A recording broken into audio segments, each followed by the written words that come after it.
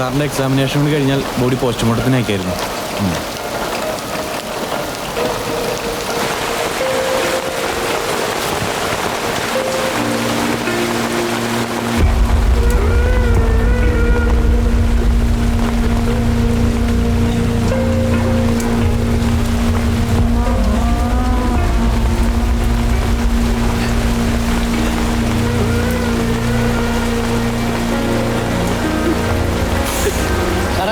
മാർട്ടിന് സ്ഥലമുള്ളൂ.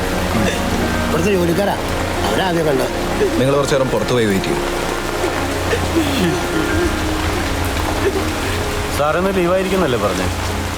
ലീവാണ്, പക്ഷേ ഇന്ന് രാവിലെ ജയറാം സാർ വിളിച്ചിട്ട് ഇവിടം വരെ ഒന്ന് വന്നിട്ട് പോകാൻ പറഞ്ഞു. ഈ മരിച്ച കക്ഷി അത്യാവശ്യം പോപ്പുലറായ ഒരു ആർട്ടിസ്റ്റാണല്ലേ? നിനക്കറിയാവോ ഇയാളെ? ചെറിയൊരു പരിചയമുണ്ട്. ലൂക്കാന്നാ പേര്.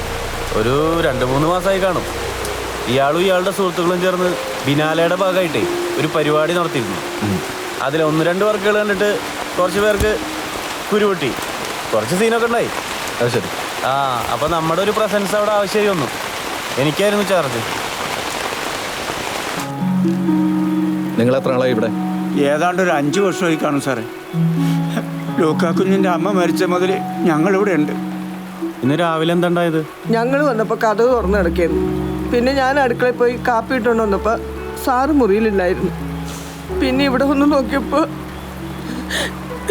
എന്നെ കരച്ചിൽ കേട്ടപ്പോൾ ഇങ്ങനെ ഡോക്ടറെ പോയി വിളിച്ചോണ്ട് വന്നത്.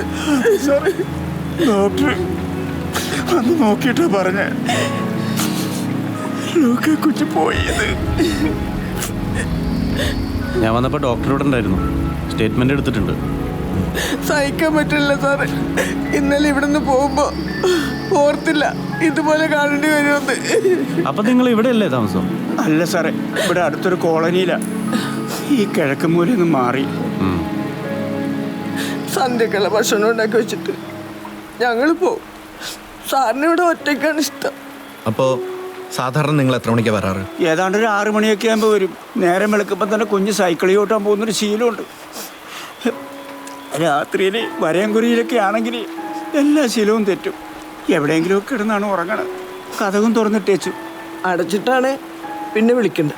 ആ, എത്ര മുട്ടിയാലും തുറക്കില്ല. ഈ ലൂക്കയുടെ അച്ഛനും അമ്മയും ബന്ധുക്കളൊക്കെയോ? കുഞ്ഞിന് 6-7 വയസ്സുള്ളപ്പോൾ അപ്പം മരിച്ചെന്നാണ് കേട്ടത്. പിന്നെ അമ്മയും മോനും മാത്രമായപ്പോൾ അവർ വലിയ കൂട്ടായിരുന്നു. കുറച്ച് വർഷങ്ങൾക്ക് മുമ്പ് എന്തോ അസുഖം വന്ന് അമ്മയും പോയി. അത് കുഞ്ഞിനെ വല്ലാണ്ട് ബാധിച്ചു. പിന്നെ എന്തൊക്കെയോ ചികിത്സയെ കഴിഞ്ഞിട്ടാ കുഞ്ഞ് നേരെ ചൊവ്വയായത്. അതൊക്കെ കൊണ്ട് തന്നെയാ ശിവനാശൻ ഞങ്ങളിവിടെ ആക്കിയത്. കുഞ്ഞിനെ വരയെക്കുറിയൊക്കെ പഠിപ്പിച്ച ആളാ.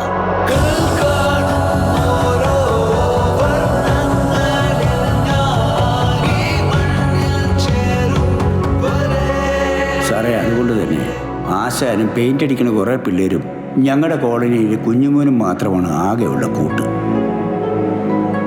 ഈ പിള്ളേരെല്ലാവരും കൂടി ഈയിടെ ഞങ്ങളുടെ കോളനി ഒഴിപ്പിക്കുമ്പോൾ ശ്രീസായി എന്നിവരുടെ കമ്പനിയുമായിട്ടൊന്ന് മുട്ടി. അവരുടെ മതിലേൽ ഞങ്ങളുടെ പടമൊക്കെ വരച്ചു വെച്ച് കുറച്ച് അലമ്പൊക്കെ ആയായിരുന്നു. അതല്ലാതെ കുഞ്ഞിന് വേറെ ശത്രുക്കളുള്ളതായിട്ട് ഞങ്ങൾക്കറിയില്ല. പിന്നെ 2-3 മാസമായിട്ട് സാറിൻ്റെ കൂടെ ഒരു പെങ്കൊച്ചുണ്ടായിരുന്നു ഇവിടെ. നിഹാരിക എന്നായിരുന്നു പേര്. വലിയ ഇഷ്ടത്തിലായിരുന്നു രണ്ടുപേരും, കളിയും ചിരിയൊക്കെ ആയിട്ട്. സാറാ കൊച്ചിനെ കല്യാണം കഴിക്കുമെന്നായിരുന്നു ഞങ്ങൾ കരുതിയത്. 2-3 ആഴ്ച മുൻപ് ഞങ്ങളിവിടെ വന്നപ്പോൾ ആ കൊച്ചിവിടെ ഇല്ല. സാറിനോട് ചോദിച്ചപ്പോൾ ബാംഗ്ലൂർക്ക് തിരിച്ചു പോയെന്ന് പറഞ്ഞു. ആ കൊച്ചു പോയതിന് ശേഷം കുഞ്ഞിനൊരു ഇതില്ലായിരുന്നു. പിന്നെ ഞങ്ങൾ ഇന്നലെ ഇറങ്ങാൻ നേരത്താണ് സാറിനൊന്ന് നേരെ ചൊവ്വയായി കണ്ടത്.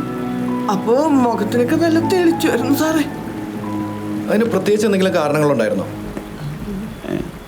ഇന്നലെ വൈകിട്ട് ഞങ്ങൾ ഇറങ്ങാൻ നിൽക്കുമ്പോൾ ഒരു കൊറിയർ വന്നായിരുന്നു. ആ കൊച്ചേണ്ട അയച്ചതെന്നാണ് തോന്നുന്നത്. ഞാനീ പറയുന്ന കാര്യങ്ങളൊക്കെ ഒന്ന് ട്രേസ് ചെയ്യണം.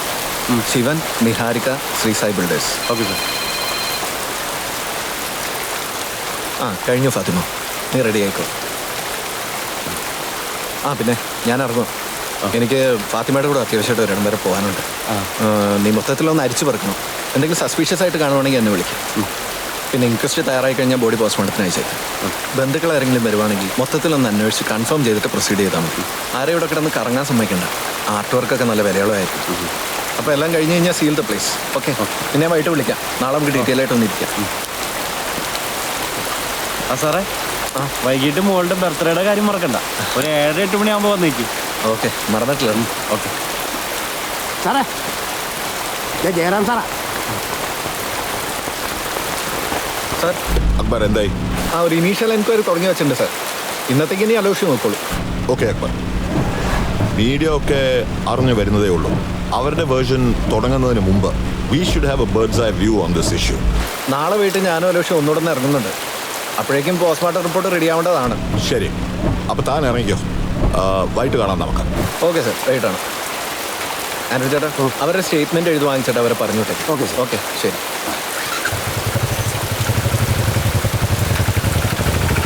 നിങ്ങളിത് ശരിക്കും ആലോചിച്ച് തന്നെയാണോ? അല്ല, സാധാരണ ഡിവോഴ്സ് ഫയൽ ചെയ്യാൻ വരുന്നവരോട് ഞങ്ങൾ ആദ്യം പറയാറുള്ളത് പ്രശ്നങ്ങളൊക്കെ ഒന്ന് ആദ്യം പരസ്പരം തുറന്ന് സംസാരിച്ച് സെറ്റിൽ ചെയ്യാനാണ്. പക്ഷെ നിങ്ങളുടെ ഇടയിലാണെങ്കിൽ പ്രശ്നങ്ങളുമില്ല. ഒന്ന് റീതിങ്ക് ചെയ്തൂടെ? ശരി, നിങ്ങൾക്കതിന് താല്പര്യമില്ലെങ്കിൽ എനിക്ക് കൂടുതലൊന്നും പറയാനില്ല. ഇല്ല ചേച്ചി, ഞങ്ങൾ ഒരുപാട് ആലോചിച്ചാണ്. ഞങ്ങൾ നല്ല സുഹൃത്തുക്കൾ തന്നെയാണ്. ഞങ്ങളുടെ ഇടയിൽ പ്രശ്നങ്ങളുമില്ല. ഈ ഡിവോഴ്സ് കഴിഞ്ഞാലും അതങ്ങനെ തന്നെ ആയിരിക്കുകയും ചെയ്യും. ഫാത്തിമ, നിനക്കൊന്നും പറയാനില്ലേ? ഞാൻ പറഞ്ഞല്ലോ, ദ ഡിസിഷൻ ഇസ് യോഴ്സ്. ഒരു അഡ്വക്കേറ്റായിട്ട് ഞാൻ ഇതിന് കൂടെ നിൽക്കാം. But as A good friend, ഈ ഡിവോഴ്സ് ഒഴിവാക്കണമെന്ന് തന്നെയാണ് എനിക്ക് പറയാനുള്ളത്.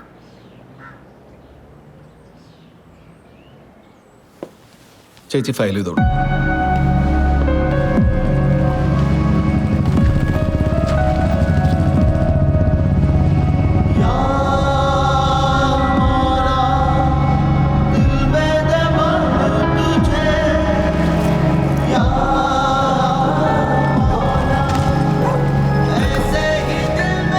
ഫാത്തിമ, ഞാൻ വരുമ്പോൾ ലേറ്റ് ആവും. നീ കഴിച്ചിട്ട് കിടന്നു.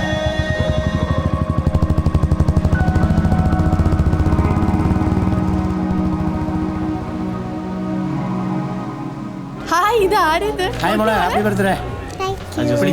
Thank you. ഹായ്. എല്ലാവരും നേരത്തെ എത്തിയോ? എന്താ വൈകിയേ? കുറച്ച് ലേറ്റായി പോയി, അതാ വൈകി. അതറിയാലോ. ആർക്കും ഷുഗർ ഒന്നും ഇല്ലല്ലോ അല്ലേ? എനിക്കില്ല, അക്ബറിനുണ്ടാവാൻ സാധ്യതയുണ്ട്. കാണുന്ന പോലെയല്ല, നല്ല പ്രായമുണ്ട്. എന്നാലും ഫാത്തിമയെ കൊണ്ടുവരാത്ത ശരിയായില്ല.